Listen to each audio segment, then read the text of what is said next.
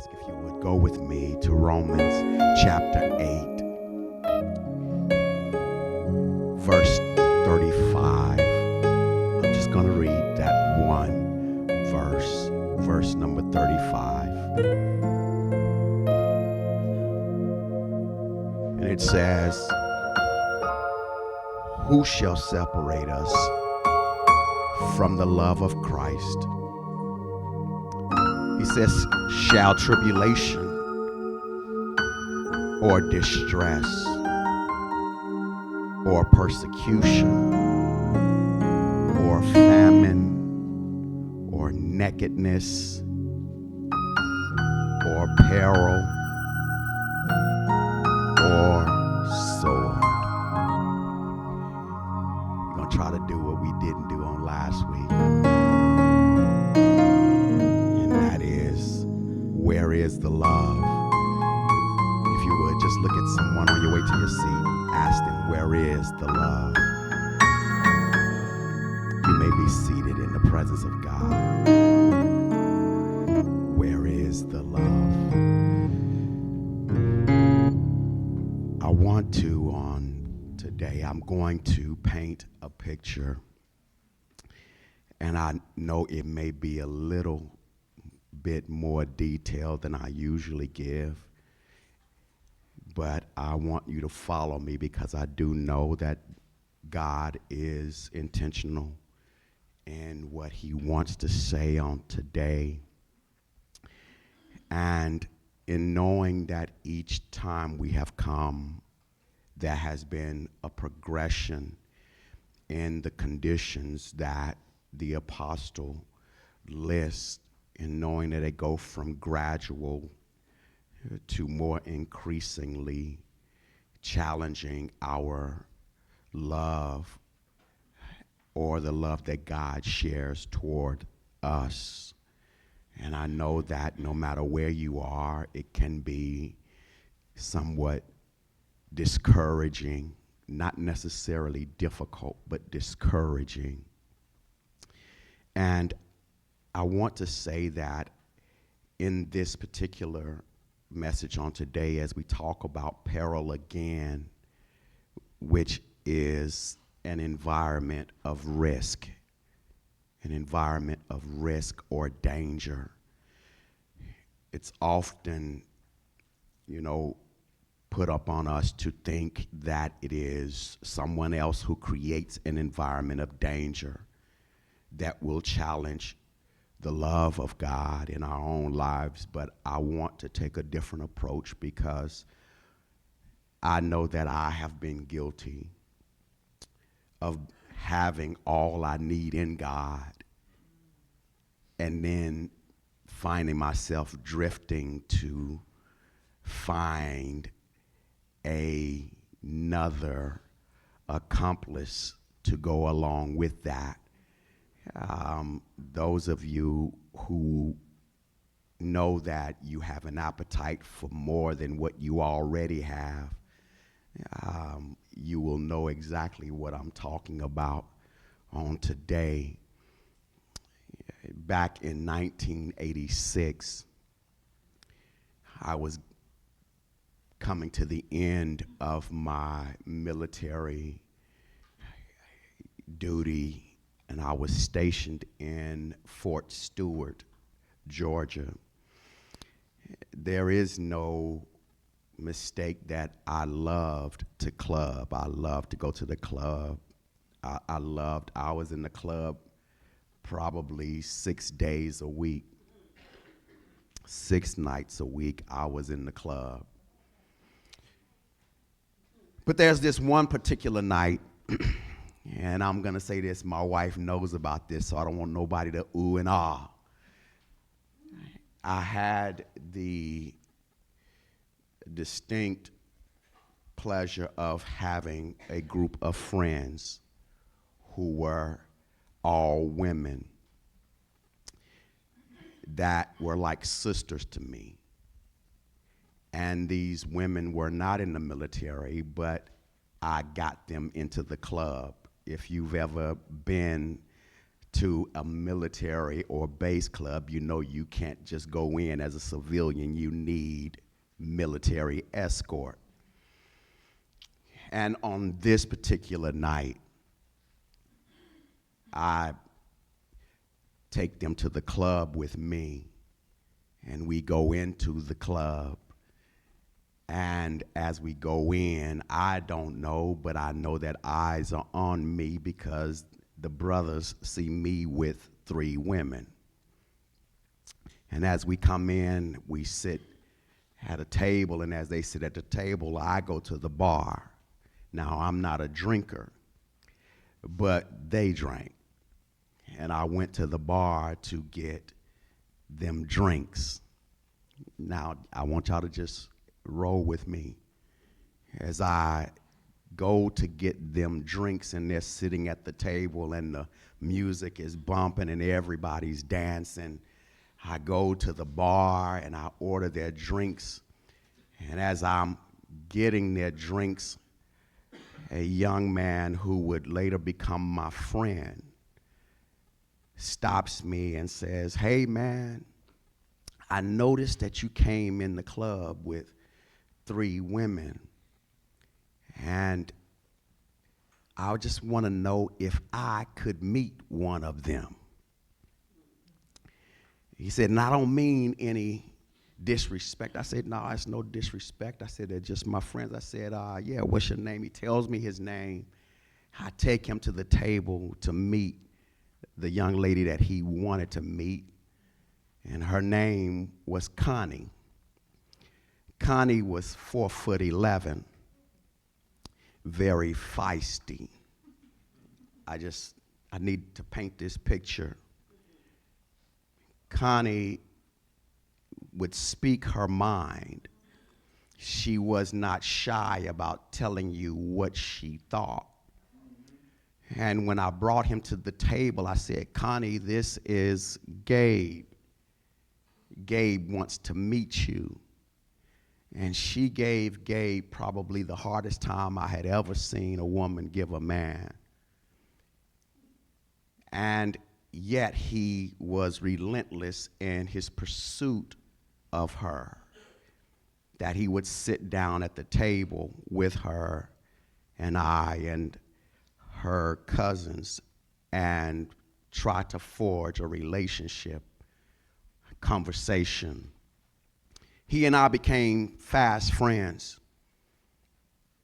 2 weeks later, I took him with me to Savannah, where they lived, and went to her house, and he sat in the car while I went in and made it okay for him to come in.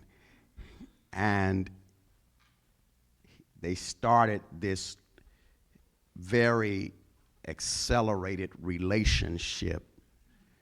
They started to get to know each other, and she started telling him that I'm not one to play games, that either you're serious about talking to me or you're going to get out of my face, quote unquote. Those are the words that I would laugh at often, because she always said what she meant, and she meant what she said. I will never forget that.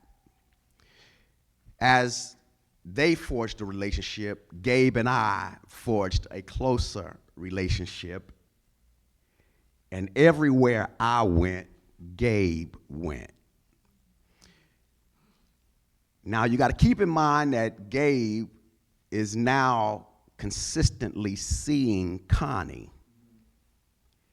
But Gabe knows that he's always wanted Connie. But for some reason, Gabe starts to be distracted by another young lady.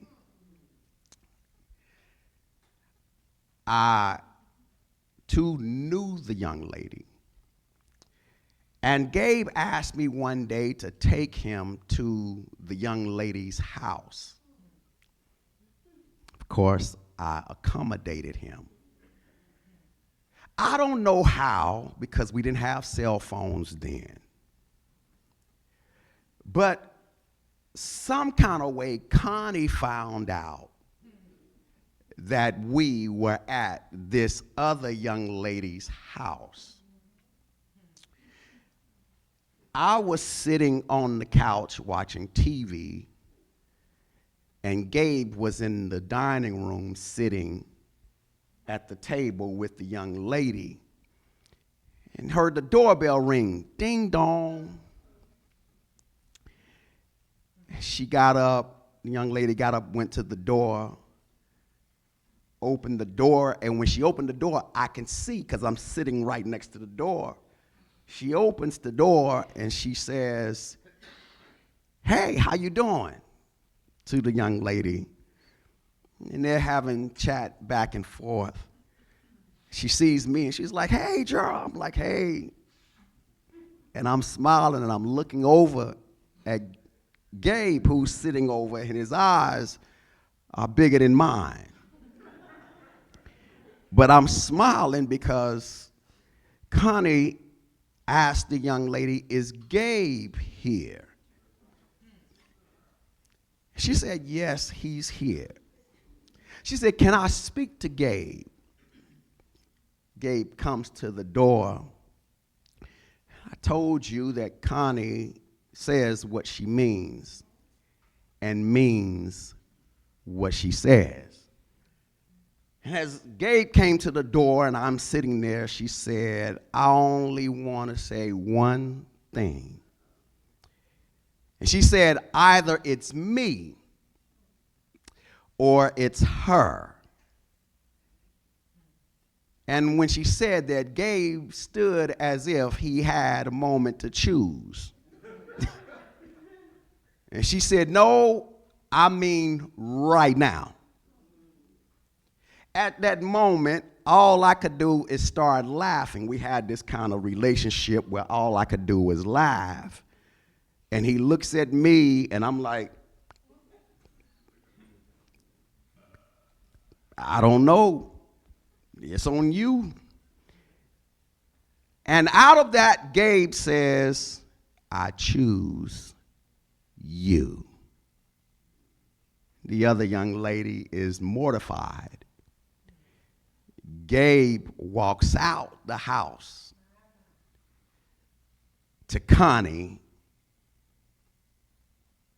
walks with Connie to the car, gets in the car with Connie, and drives off, leaving me there. I've said that because Gabe created an environment of risk where there didn't need to be any risk. When he had all that he wanted and desired, Gabe's eyes was looking elsewhere to give him an auxiliary type of relationship that he thought that he could meet something that he probably wouldn't get with Connie. I want y'all to hold on, because I want you to get the visual in your mind that from that day forward, Connie and Gabe would be inseparable. Connie would continue to remind him that I'm not about the games. It's either going to be me or it's going to be somebody else. You can't have both. A year later, on my birthday, October 17th, Connie and Gabe would get married. Not a big wedding. It's a courthouse wedding. I drove him to get married, and we were late. But she was waiting on the steps for him. And they went up and got married. Fast forward to 2026, Gabe and Connie are still married. why have I brought up their relationship? Because there was a time in their forging relationship that a decision had to be made. Either you're going to be all in or you're not going to be in at all. And when it comes to love, especially the love of God, I'm reminded in Exodus chapter 34 and verse 14 that God is a jealous God. But more than him being jealous, Exodus 34:14 says that his name is jealous. I think she got it up there. You can't brush over that he's not just a jealous God, but the writer says that his name is jealous. But it's not the type of jealous that all of us think it is. God is not the petty type of God and petty type of jealous where he gets insecure. That's not the type of jealous that he is. The jealous that he is the Hebrew word kanah. Hebrew word kanah, that word means zealous.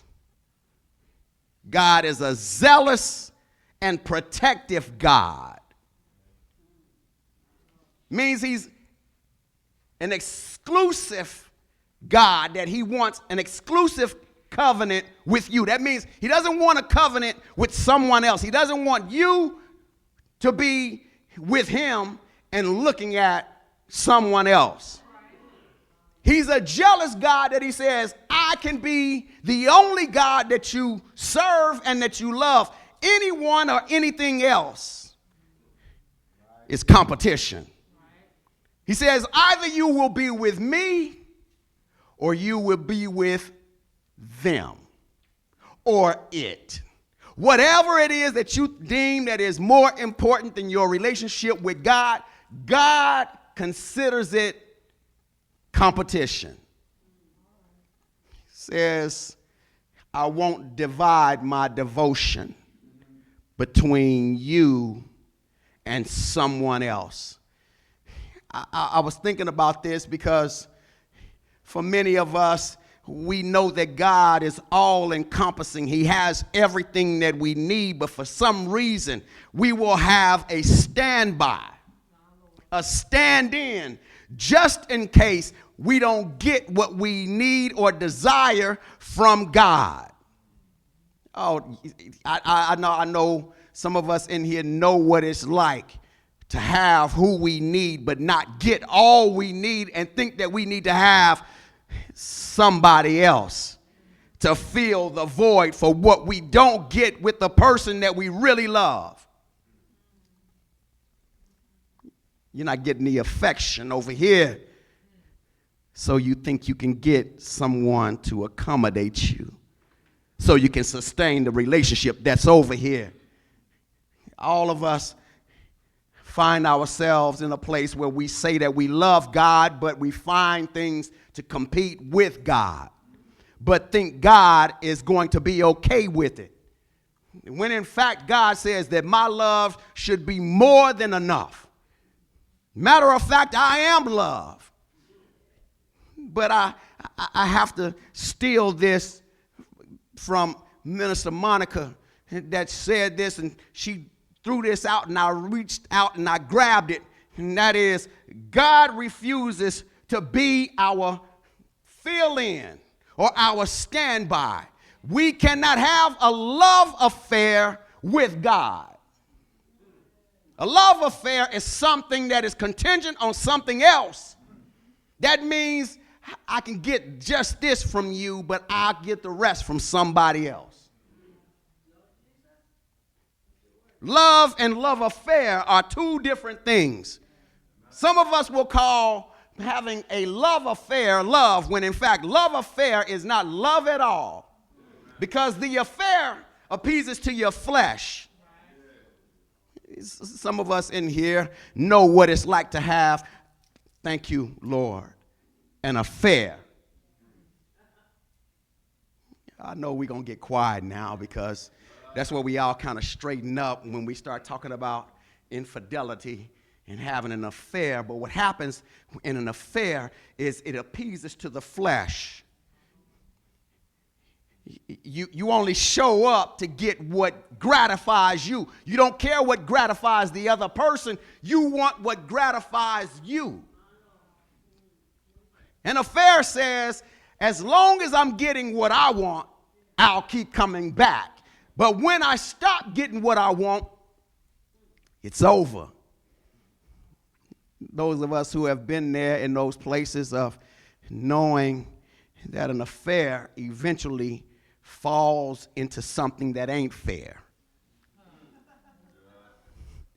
Because an affair exempts the person that you truly love, causes more damage to the person that you're supposed to love, but you give the other person what should be given to the person that you love, emulating what they should have. A love affair pretends to be and is an imitation of what truly is. And God is saying, I'm not going to stand by while you have an affair on me and think I'll be okay. As a matter of fact, I'm not even going to let you have an affair with me. Some of us are trying to have an affair with God because we love somebody else more than we love God. Oh, no, we want God to be the side piece. No, I'll help us on this because God is the one that gives you breath every morning. You'll wake up out of your bed and you'll say, God, thank you for the breath that you give me this morning, but you'll spend your day with somebody that don't even care if you're breathing or not. Now you'll sit down at a nice table spread with food and you'll say, God, thank you for this food I'm about to receive. But then you'll end up sharing it with someone else. God, I thank you for this money in my bank account. Thank you for this money. I'm able to buy my car and my clothes. I'm able to take care of my family. God, I thank you for all my vacations I'm able to go on. But God, I can't give you an offering this time. I can't tithe this time. But I thank you because you gave it to me. When Gabe saw Connie, Gabe told me, he said, I'm going to marry her. I'm going to marry her. She's going to have my kids. But when Gabe took me to that young lady's house, see, I didn't tell y'all, I took him over there, but Gabe already knew that I was closer to Connie than I was to him. So I already told him, I said, hey, man, Connie's not going to like this. And Gabe is like, it ain't really nothing. It's not really nothing. I said, okay. I said, listen, you don't know Connie. It's something when you really know somebody that somebody else don't really know. That's why some of us can tell others about God that they don't really know how God really is. If you are really in a relationship with God and somebody next to you saying they want a relationship with him,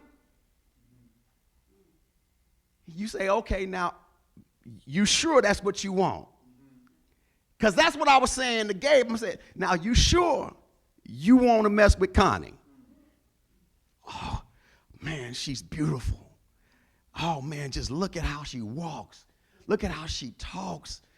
He's getting engulfed with what he sees, but he doesn't really see what's really in her heart. And a lot of us love what we see God do for others, but we really don't see his heart. I want what God has in his hand, but I really don't want what's in his heart. Because if I have to take what's in his heart, that means I have to fully commit to what he really has. We think that God is okay with just giving us blessings and letting us go on about our way. I'm here to tell you that God don't care nothing about those blessings that he gives if you're not going to return it in the way that you live for him.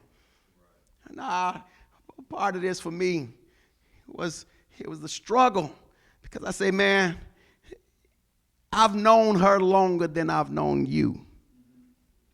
And I know how this is going to end. I told y'all when I was sitting there, I told you I smiled because I knew what Connie was capable of. Gabe didn't. But he found out that day that Connie was not to be toyed with. Because Connie said, listen, you might think that I need you, but I don't. I love you enough to say I'll walk away rather than you mistreat me. Gabe realized that moment that Connie was issuing the ultimatum that either you decide to walk lockstep with me or you get out of my face. She said, when I leave here today, I'm not coming back. So either you coming with me, but just know that if you don't ever call me again. Some of us don't know that God is not playing those kind of games with us. He's a jealous God where he'll constantly pursue after you, but if you keep ignoring God's love, God will let you embrace what you really have selected. Some of us have chose some things we knew it was the wrong thing to choose. I knew that there are some decisions I made. It was the wrong decision. Once I got into the territory that it was risky for me to do it. I was creating havoc in my own life, but I wanted to blame somebody else. God was like, no, you need to leave that thing alone. Because I love you better than you love yourself. You don't really think that God is so concerned about, God, you don't really care about all this stuff. You just care about, blessing me with the nice things and being a part of my spiritual acumen and how I grow up spiritually. But God is concerned about all of you. I've learned that there are some things that I've gotten involved in. I won't talk about you, but I'll say me. There's some things that I've done that have been like fly paper. You know that stuff that just picks up stuff along the way? There are things that are in my life that I would not have had I just left it alone. Because I thought that Jesus loved me, that he would love me enough to let me do what I wanted and do him too.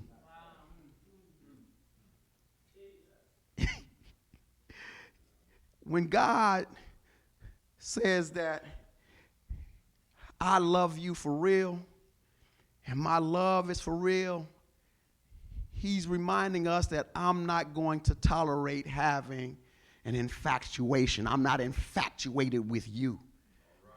God doesn't look at you and say how beautiful you are and just want you because you're nice and you're tall or you're fine or whatever you think that your best attributes are. God don't care about what physically appears to man's eyes. Why is that? Because he created you. He created you and he loves what he created. He says, now, do you love me because I am God? Or do you love me for what you can get out of me? Some of us only love people for what we can get. Amen. But God loves us for what he can give. Yet we reject him because he says, I want to give you everything that I can give you. You can't even hold what I want to give because all you think of is what you can get for yourself. God, I want to be happy. You know, all of us have had these conversations on I just want to be happy. I just want to be happy. I just want peace. And what do we do when we get, what do we do when we get the things that make us happy? I think all of us need to take an examination. What do you do when you finally get what you want? When you finally get the relationship you're looking for, the job that you've been chasing all your life, what happens when you finally get it? Human tendency says, I'm glad that I got it, but what else can I get? And you want that thing that you chased after to remain the same while you go and do different. We want God to remain the same because he never changes. But here it is. We say, well, God ain't going to change. But I am. God is showing that my love will remain consistent even when you're not. I'm going to say this and I'm going to close. Periodically,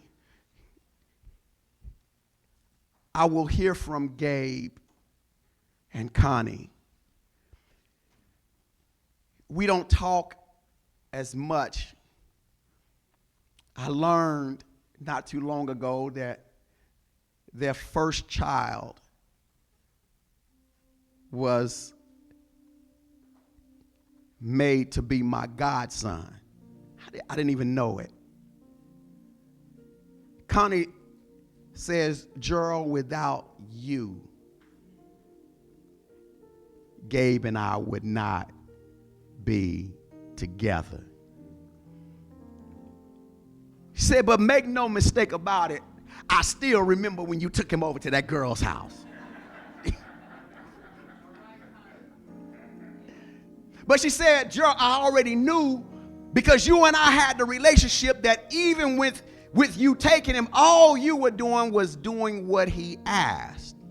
That you weren't going to fight him on what he wanted, but he knew what he had to deal with. I said, Connie, you know. Some of us will relinquish our position when we know what God really wants from the people that we love. But we'll step back and let God show up. Thank you, Holy Spirit. You ain't got to fight your kids. You ain't got to fight your husband or your wife or your mama or your daddy about what's right for God. All you got to do, if they say take them somewhere, take them.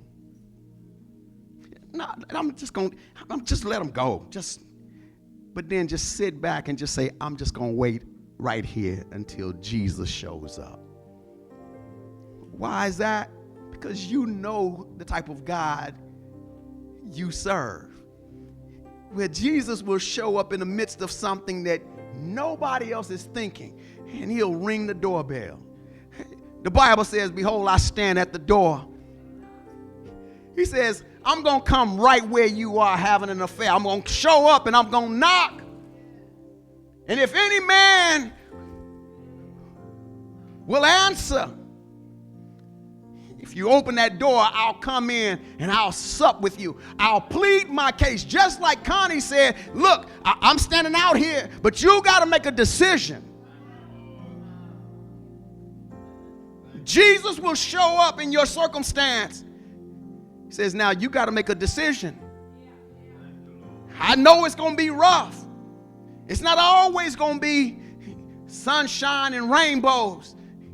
But I tell you what, if you are with me, I promise to love you. Now, what happens when you're with that person that you're having an affair with? That job you are having an affair with because that job is more important. Eventually, that job is going to present a pink slip.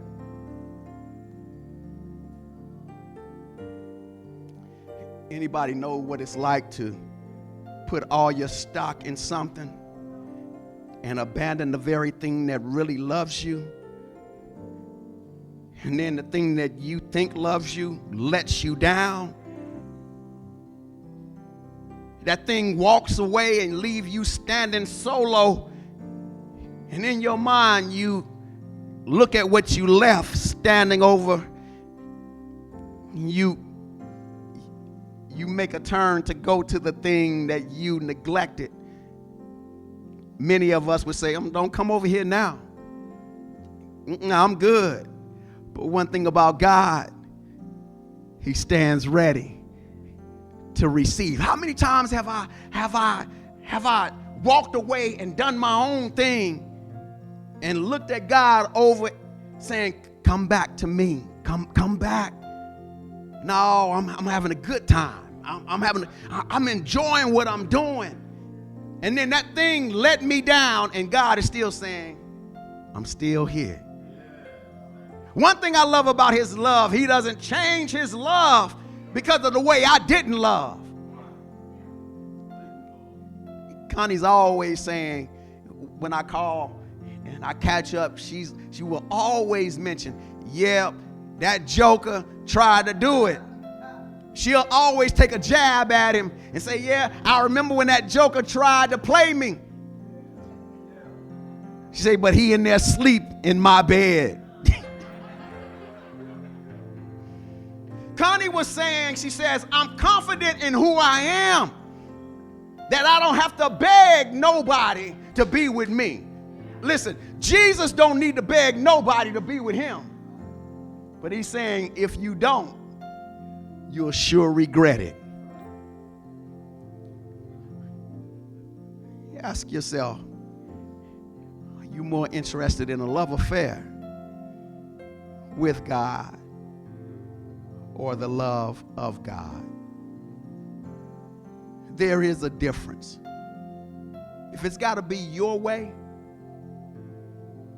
then it must be a love affair. Now, if every time things start to fall apart, you go away from God, I must say that has been a love affair. But if you stay when things get tough, I must say it is the love of God. Lastly, you can't look at nobody else and nobody else's relationship, because what you see is not all that relationship entails. Me and Sabrina can walk around this building holding hands and laughing at each other, and some will interpret it as, oh, they have a great relationship. Oh, they're doing great. Oh, I wish I could have that relationship. And I would tell you, you probably need to go talk to Sabrina. And I'm saying because you need to know what somebody else's story really is. Because holding hands doesn't mean that we're all getting along and singing Kumbaya. We could be smiling and still getting into it. Oh, yeah. I could be saying I love you, and she could be saying it don't feel like love. That's the one thing I love about God, because when you're in relationship with him, God don't care about how it feels. He knows exactly what his intents are. And love is extremely painful. His is painful. If you don't believe me, ask Jesus. For God so loved the world that he gave his son for somebody who was looking for a side piece. Jesus had his relationship, but God was like, I love you, but I want them too. Will you die so that I can get them too? Jesus could have said, no, I'm not letting them mess up my relationship. But he said, anything for my Father, I'm willing to do it. Look at somebody and ask them, where is the love? Stand to your feet.